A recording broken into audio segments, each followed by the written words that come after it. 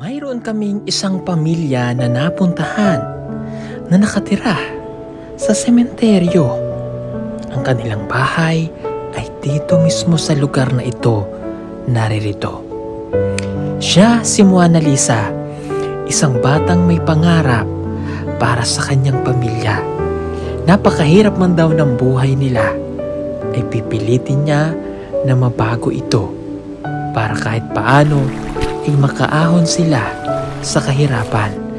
Napahanga ako ng dalagang ito dahil sa kanyang katapangan. Para matupad ang kanyang mga pangarap, gumagawa siya ng paraan. Naglalabada, tumutulong sa kanyang pamilya para hindi siya maging pabigat.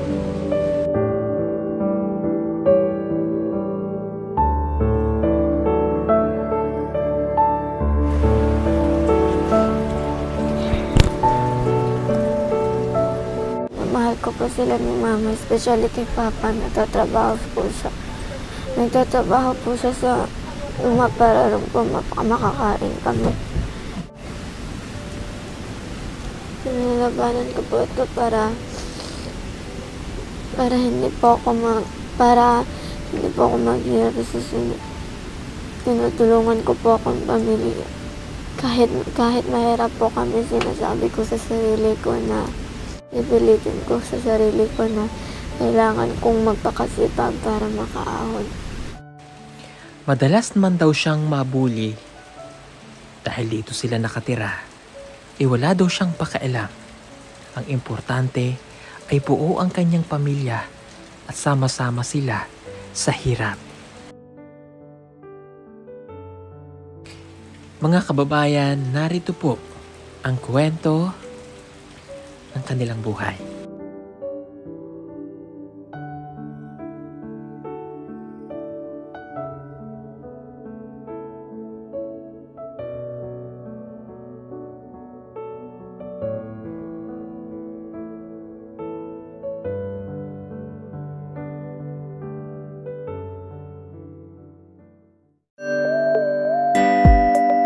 Pugong biyahero, ang hero ng masa, ang hero ng masang Pilipino.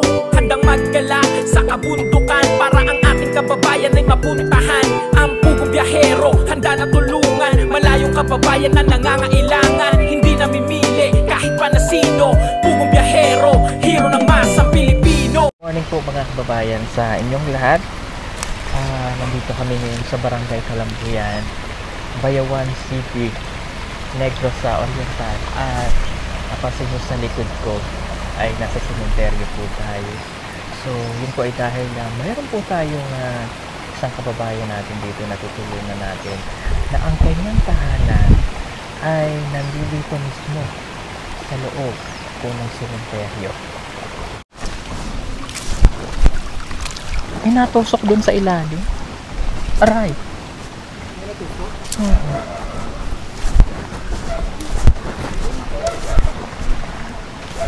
Hello.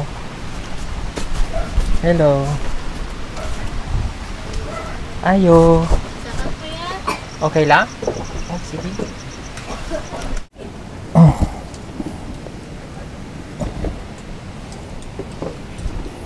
Ang ganda ng bahay. Hello. Nagluluto po sila. Pwede po ako upo? Pero pag-in taon may sura na mo diri okay. Sige po, okay lang. Sige po. Ikot lang po tayo. Sige. Ako po si Paul. Bakit po? Ano pong pangalan nyo? Marlita Aligin po. Marlita? Ilang taon ka na ate? 47 pa po. Ang bata ka pa. Okay, kayo po isang pamilya ditong nakatira? Oo. Ilan po anak nyo?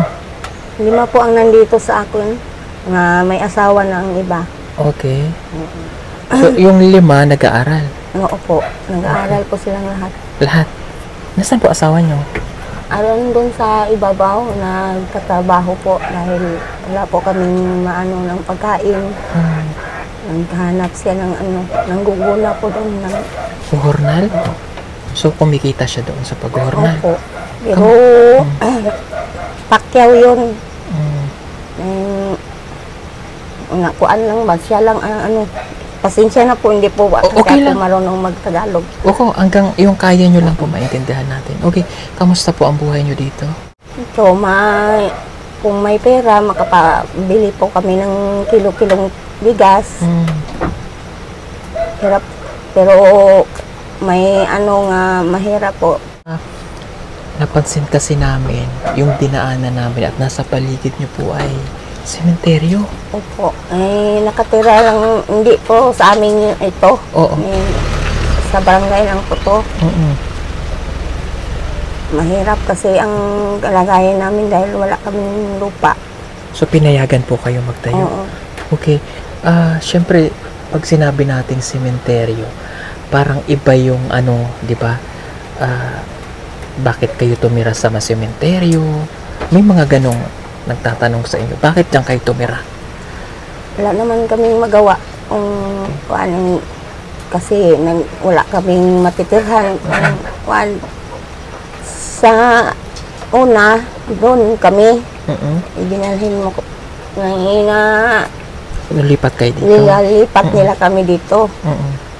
Di, wala naming magagawa nga magtira na lang kami dito. Okay, ano po yung pakiramdam nyo dito?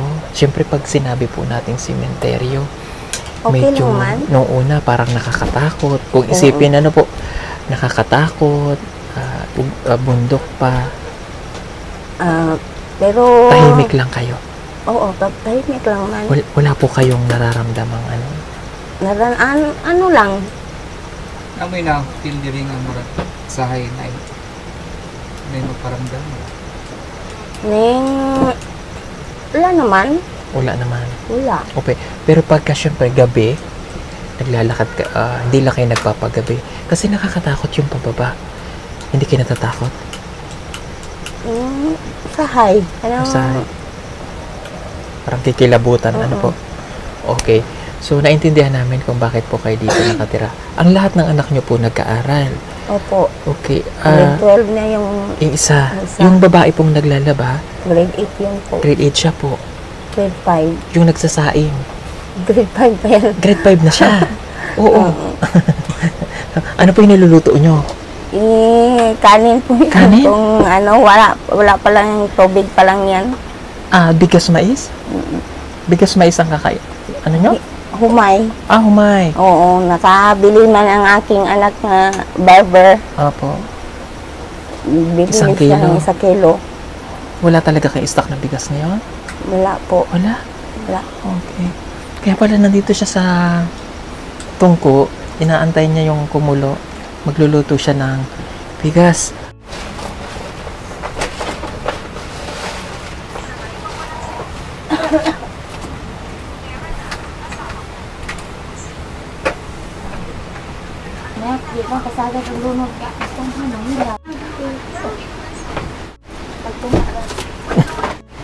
Sige. Kita ko din na.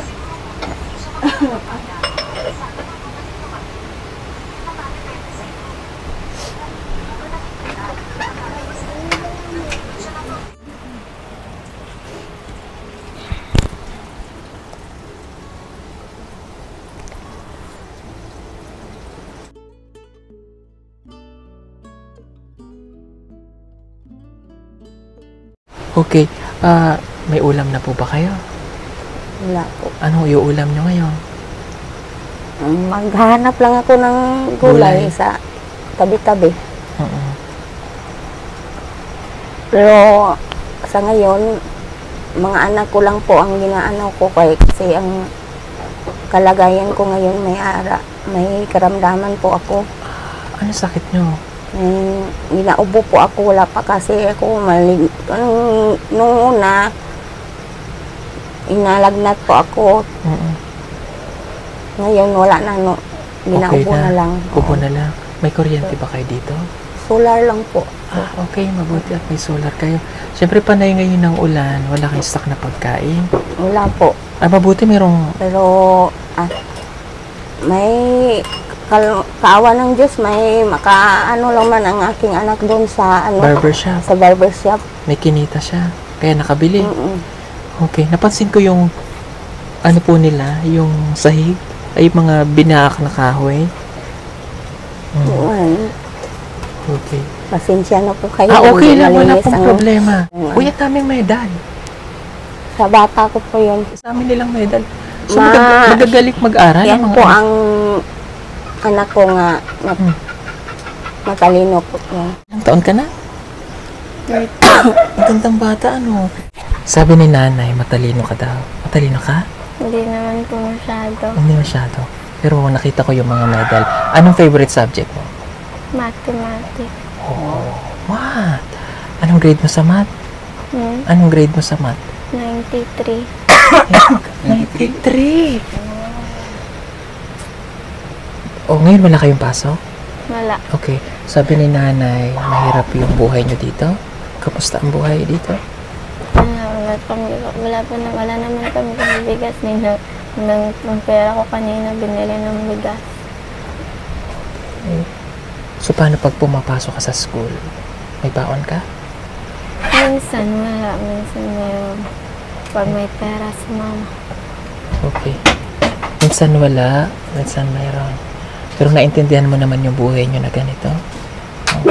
Ano yung pangarap mo para kay nanay at sa mga kapatid mo? Pangarap kong makatulong sa kanila. Pero makaahon sa hirap. Okay. Ano yung gusto mo paglaki mo? Gusto kong maging guro. Okay. Guro? Bukod sa pagiging guro, ano pa? Gusto kong tapos para makatulong kay mama maging guro. At tutulungan ko sila sa mga kahirapan. Okay, very. Wala, kahit mahirap, sinasakripisyo para kahit walang baon, mag-aral para makatapos. Very good. Ano ang lowest grade mo? 90. Okay. Ang highest grade? Minus 93 Yung math. May tough ka? Anong honor mo?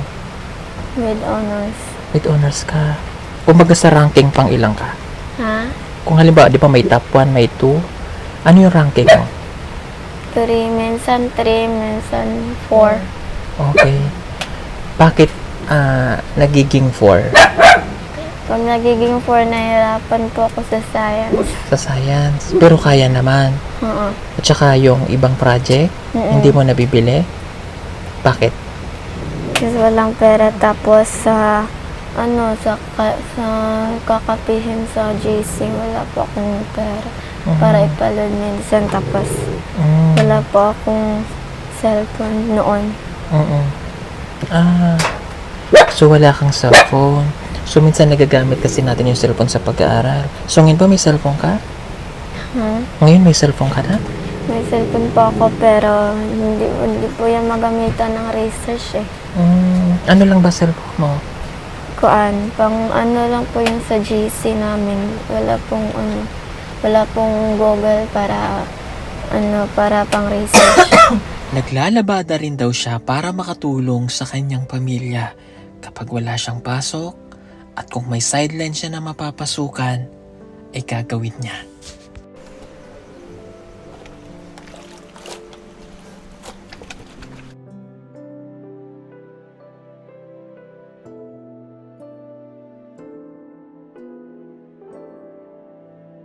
Sabi mo kanina ay sobra talagang hirap ng buhay niyo rito. Opo. Minsan nangihiram po kami sa kanila ni ate. Minsan binabigyan po kami. Pero kung may pera ako galing sa trabaho, nagbibigay po ako kay mama para para makabili po ng bigas. So, ibig sabihin mo nagtatrabaho ka? Anong trabaho? Sideline pag walang pasok. Anong Po. sideline? Maglalaba ako sa ilan ni Ma'am Tenorio. So, naglalabada ka? Oo. Oh, tapos pag uwi mo, may pera ka na. May pera na po ako. Kaya pala yung kamay niya, kung tingnan niyo po yung kamay niya, oh. Tapos sobrang sipag mo. Kahit masakit din para makaangon sa buhay. Hindi po ako susuko pag minsan nagkakasakit si mama. Ako na lang po maglalaba dito. So, minsan nagkakasakit si mama, ikaw naglalaba? Oo, kasi kung kahit hindi pa si mama magkakasakit, ako naman talaga naglalaba dito kasi Si mama may sakit kasi sa puso, hindi po siya hindi siya pwedeng maano sa hirap, napagod dito. Mahal ko po sila ni mama, especially kay papa, nagtatrabaho po siya. Nagtatrabaho po siya sa para lang po makakain kami. 57 na po kasi yung papa ko. Tanda na.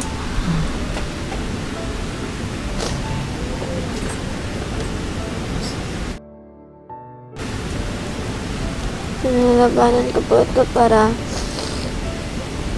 hindi po ako maghirap sa sunod. Tinutulungan ko po akong pamilya. Kahit mahirap po kami, sinasabi ko sa sarili ko na pipilitin ko sa sarili ko na kailangan kong magpakasipag para makaahon, para makapagtapos sa para-aral, para marating ko ang pangarap ko. Sobra akong napahanga ng batang ito. Grabe ang determinasyon niya sa kanyang buhay. Na ang kahirapang ito ang dinadala niyang inspirasyon para sa kanyang pamilya. Galing po yung bata na to, tsaka galing mo mag-Tagalog. Okay, syempre dito kayo nakatira sa sementeryo. May time ba na natutokso ka ng mga klase mo na dito ka nakatira? Minsan, tinutokso ko, pero noon umiiyak lang po ako kasi hindi na po ako nasanay. Pero nasabi ko sa sarili ko, bakit ko naman ikakahiya ang kahirapan namin kung tutulungan ko sarili ko makaahon talaga ako. Ang galing. Nakakatawa siya. Ang galing mo. Naiyak tuloy ako. Galing niya po kasi yung kumbaga, yung tinatanong ko sa kanya, tagos sa puso mararamdaman mo yun na itong bata na to, gusto niya talagang makatapos ng pag-aaral. At ito yung kahirapan na ginagawa mong inspirasyon. Hanggang kailan ka lalaban? Hanggang sa makatapos ako at natulungan ko si mama. Hanggang sa pagtanda nila, aalagaan ko po sila kahit mahirap man. Ang galing niya. Tsaka yan, galing niya pong mag-Tagalog. Okay.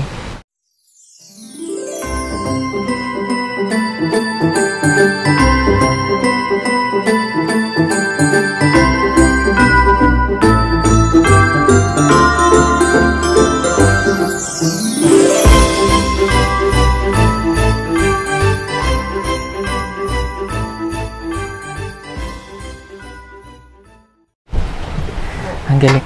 Nakita ko ang daming sapatos. Kanino yan? Sa mga kapatid at akin po. Sa'yo? Oo. Okay. Sige, ganito. Nasabi niya kasi kanina, gusto niya talagang makapagtapos ng kanyang pag-aaral para sa kanyang pamilya. At nakita ko, ang galing niya. At saka yung grades niya, hindi bihira yun, di ba? Yung line of 8. Lahat ng grade mo, line of 9? Minsan noong dati, nagmumodule ako, line 8 kasi hindi ko kasi alam kung paano mag-answer ng module kasi first time ko po noon. Ng module, pero ngayon? Pero ngayon, okay naman. Naintindihan ko, meron pala sa module yung mga sagot. Pagbabasahin lang talaga. Bakit ang galing mo mag-Tagalog? Nagtatagalog po ako sa paaralan. Magtagalog po kasi kami sa paaralan pag tuwing Filipino at SP. Ako po yung secretary para maglista ng magbibisaya doon. Kaya pala! So, anong grade ba sa Filipino? 92. That's why. So, kaya natutuwa ako kasi magaling to Okay, ha? Dahil nakikita ko na magaling ka. Marami kami sponsor na nanonood na pwede po siyang baka mapabilang ito sa PB team. Magaling tong bata. Okay, para matulungan natin siya sa kanyang gusto. Napakasimple lang naman niya. Ang gusto niya maging teacher. Okay, para magkaroon ka lang ng kumbaga motivation din, no? Una, gamitin mo yung kahirapan para malampasan mo yung pagsubok. Pangalawa, huwag ka munang mag-aasawa. Ha? Okay, isipin mo muna yung pamilya, no? Tapos pangatlo, kahit gaano kahirap, okay lang. Okay, meron akong kwento sa'yo. Meron akong batang tinulungan, isang katutubo. Sa bundok nakatira, talagang sobrang hirap. Taga Mindanao. Yung magulang niya, pinipilit siyang mag-asawa at the age of 14. So, wala na siyang magagawa kasi mayroong binayad, kasi boya. Arranged marriage ang tawag doon sa mga katutubo. So, iyak siya ng iyak kasi gusto niyang makapagtapos ng pag-aaral. Ayaw niyang sundin yung magulang niya pero wala siyang magawa. Mabuti nakita ko. So, natulungan namin siya. Tinubos ko yung maaga niyang pag-aasawa. Binayaran ko yung mapapangasawa niya sa Dory, yung bayad. Tapos nakipag-battle kami sa mga dato para matulungan siya. Alam mo nasa na siya ngayon? Nandun sa amin sa Laguna, sa Manila. Doon na sila nag-aaral.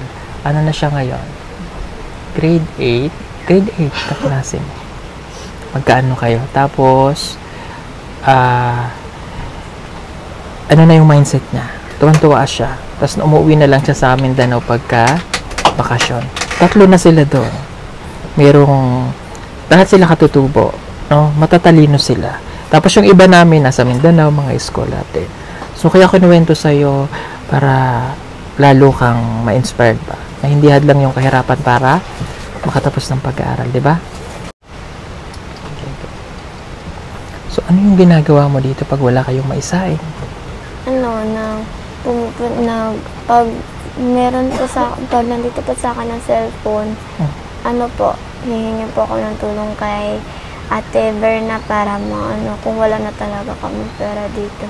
Sa Ate Berna naman, kahit mahirap, hindi naman po yun madamat eh.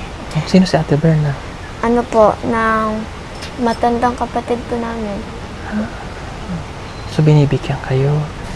Okay. Pero pag sa school, syempre wala ka ng baon. Hindi naman ako sanay na hinihingi ng pera ila mama. Hihingi lang po ako pag merong project sa paaralan. At kung wala. Wala lang. Galing, di ba? O, kita ninyo, yung mga batang nanonood ngayon, no? Pumapasok siya kahit walang baon. Importante, makapagtapos ng pag-aaral. Di ba? Okay, sige. Meron akong ibibigay na tulong para sa inyo, no? Unahin mo, makabili kayong bigas, ha? Para may stock, no? Kasi ngayon, meron silang sinaing. Mabuti na lang daw yung kapatid niya may kinita sa paggupit. Tama? Oo po. Yung ate ko pa talaga. Babae yun eh. Babae, tomboy lang. Okay. Nandiyan ba siya? Nandun po siya sa Kalumbiyan. Nagugupit? Nagugupit, natatrabaho.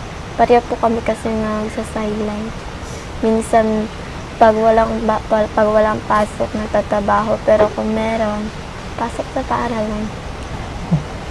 Galing mo, no? Pero yun, naglalabada siya para makatulong sa kanyang nanay. No, para kumita. Okay, sige. Bibigyan ko kayo ng tulong para makabili kayong pagkain, ha? Sige.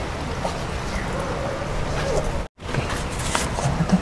1, 2, 3, 4, 5,000. Salamat po, kuya. Hindi ko po ipambibili ko po to ng bigas para na po. Kasi wala po kasi kami bigas ngayon eh. Tapos, hindi ko po to sasayang, ibibigay po to kay mama. Kay mama? So, ibibigay mo kay mama. Okay, paano yung baon mo? Baon, may trabaho pa naman akong mamayang hapon, mga alas 2. Pupunta po ako sa Kalumbuyan. May tutulungan po kasi ako kay mami. Doon po ako sa kanya nagsa-sideline. Teacher ko po sa senior high po ng kuya ko. Okay, so may sideline pa daw po siya, mama. Ang galing po, no? Ang galing itong bata na ito. Okay, tawagin mo si mama. Ma. iba. Sige po, upo po kayo. Napakaswerte po ng... Salamat po sa inyo.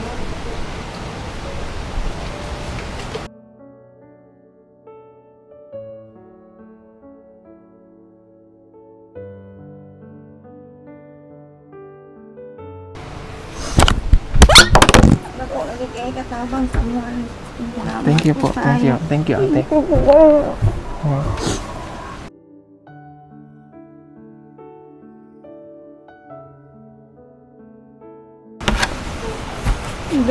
Bulog po na ako.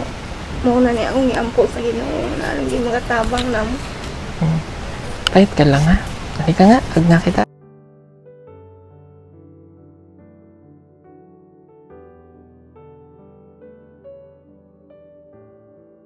Sige.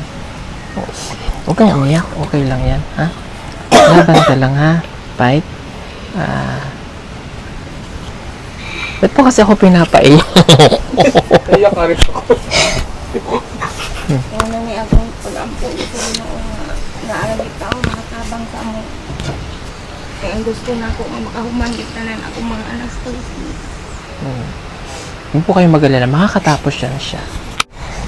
Pahit ka lang, ha? Ganun talaga ang buhay. Mahirap. Alam mo, nung araw, ganyan din kami. Napakahirap sobra.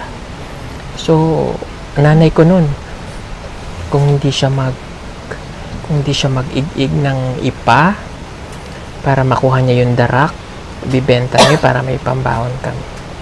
Tapos pag wala na kaming maisasaing, yung mga tira-tira dun sa palayan o kaya yung pinagkiskisan, babayuhin niya yun para may pagkain kami. Kaya nung nagkaroon ako na kami ng chance na makatulong, tutulong para maibalik sa Panginoon. And yung kahirapan, gagawin mo siyang inspirasyon, ha? Tapos huwag kayong susuko. Fight. Mag-focus lang sa goal. Ngayon mahirap, okay lang yan. Alam mo, mas maganda pa nga yung mahirap ang buhay, eh. Kasi alam mo kung bakit? Kasi pag tumanda ka na, strong ka na. Tapos pagka may dumating na problema, baliwala lang. Tapos palagi mong uunahin ng pamilya. Ha? Tapos ibawa, pagod ka na, pray ka lang. Tapos lahat ng problema may solusyon. No? Bibigay sa iyo ng Diyos kung ano yung nararapat sa iyo. Pero pag binigay ni Lord, huwag mo sasayangin, gagamitin mo sa tama. Okay? Hayaan mo. Ilalapit kita sa mga sponsor ko para matulungan kanilang mag-aral. Ha? Salamat po, Kuya. Thank you. Salamat.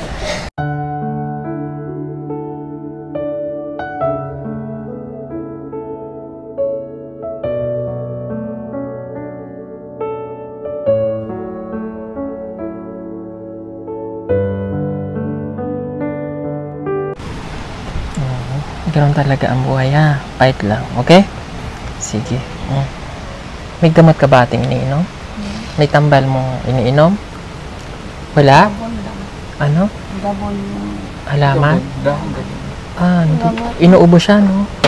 Hindi kaya yun. Sige, palit ka ng gamot sa butika. Adagdag mo to, ate. Palit kang gamot. Tong Solmiox, ha? Hindi, okay. Hindi, tanggapin. Pambili niya ng gamot kasi yun, pambili niyo ng bigas tsaka ng baon. O, sige na. Ibili mo ng gamot. Salamat po, Kuya. Thank you. Ha? Fight! Okay? Sige po mga kababayan. Ano nga ulit pangalan mo? Moana Lisa. Buana Lisa? Moana Lisa. Moana. Ayan, si Moana Lisa. So, thank you so much. Pasensya na kayo. Medyo naging kaiyakan tayo. Minsan talaga ganun yung life. So, again, fight lang. Okay? Salamat. God bless po sa inyong lahat. Bye-bye. Salamat po, Kuya. Thank you. Ayo, daghang salamat sa Thank you po. Fight lang, ha? Okay, Salamat sige. kay kaayo.